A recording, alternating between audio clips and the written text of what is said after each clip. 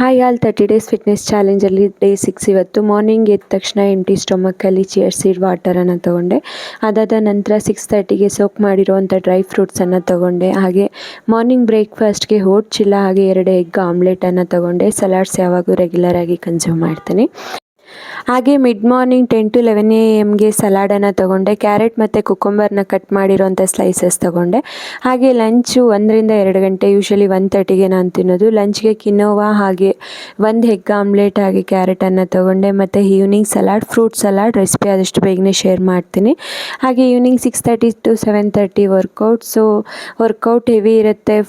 Healthy ಫುಡ್ಡನ್ನು ತೊಗೋಬೇಕು. At least 1 time egg ಅಥವಾ ಚಿಕನನ್ನು ಕನ್ಸ್ಯೂಮ್ ಮಾಡಿದ್ರೆ ಬಾಡಿಗೆ ಸ್ವಲ್ಪ ಎನರ್ಜಿ ಫೀಲ್ ಆಗುತ್ತೆ. ಸೊ ನೈಟ್ ನಾನಿಲ್ಲಿ ರೈಸ್ ಅವಾಯ್ಡ್ ಮಾಡಿದ್ದೀನಿ ಮತ್ತು ಚಿಕನ್ ತೊಗೊಂಡಿದ್ದೀನಿ.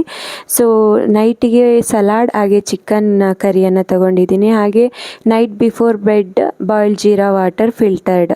ಸೊ ಈ ವಿಡಿಯೋ ಇಷ್ಟ ಆಗಿದರೆ ಲೈಕ್ ಮಾಡಿ, ಶೇರ್ ಮಾಡಿ. Thank you.